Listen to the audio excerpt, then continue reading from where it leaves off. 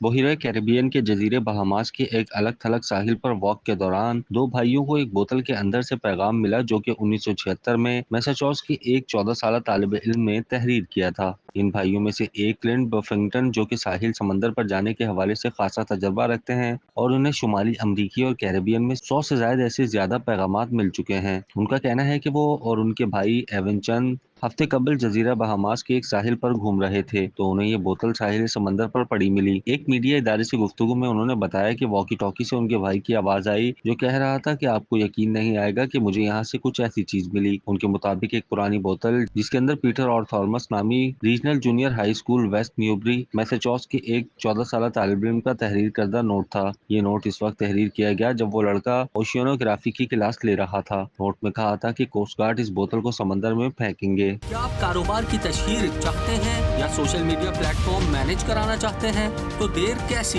अभी राब्ता करें ओनली न्यूज की टीम से। हमारा कॉन्टेक्ट नंबर आपकी स्क्रीन पर है।